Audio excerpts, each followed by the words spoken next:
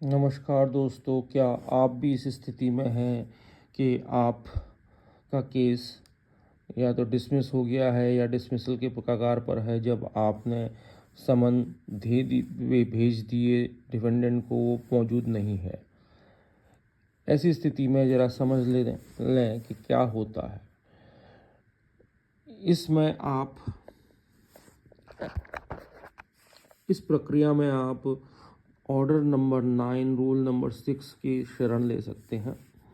यहाँ पर आप एक प्रोसीजर है ऑर्डर 9 रूल 6 में, procedure when only plaintiff appears. ऐसी स्थिति में जब सिर्फ प्लेंटिफ उपस्थित है तब क्या प्रोसीजर अपनाया जाएगा कोर्ट के द्वारा।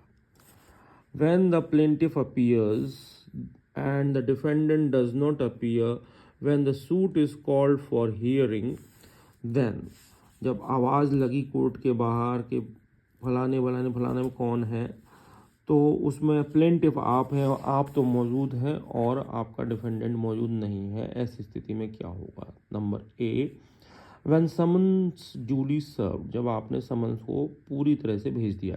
If it is proved that the summons was duly serve, the court may make an order that the suit shall be heard ex party.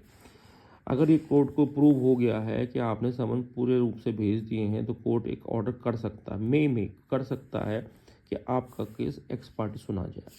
B, when summons was not duly served, when summons not duly served, जब समन पूरी तरह से नहीं पहुंचाए गए।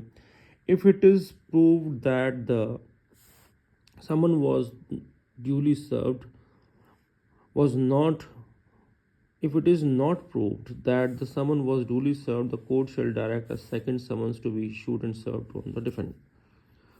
अगर ये prove हो नहीं हुआ है कि आपने समन सही ढंग से भेजे नहीं है, तो कोर्ट आपको दोबारा समन भेजने के लिए डायरेक्ट कर सकता है। Third, when summon served but not in due time, summon तो भेजे गए पर उचित समय नहीं मिला। इफ इट इज प्रूव्ड, अगर ये प्रूव होता है that the summon was served on the defendant, summon तो भेजे गए defendant but not sufficient time to enable him to appear, लेकिन उसके बाद इतना समय नहीं था कि वो वहाँ से कहीं दूर अगर आपका बैठा है व्यक्ति और वो आपसे वहाँ से आ सके।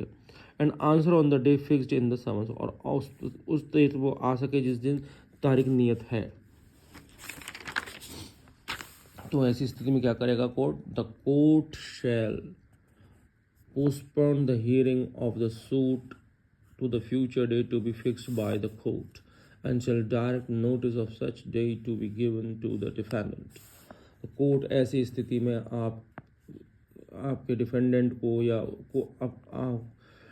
आपको भी दूसरी तारीख दे सकता है भविष्य में, और आपको डायरेक्ट कर सकता है कि आप उसको डिफेंडेंट को नोटिस भेजें।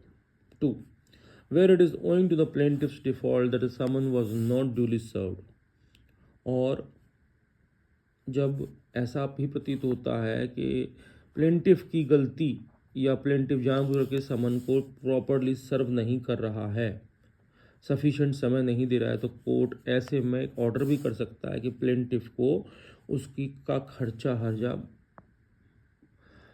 देना पड़े, क्योंकि उसकी वजह से वो पोस्टपोन हुआ।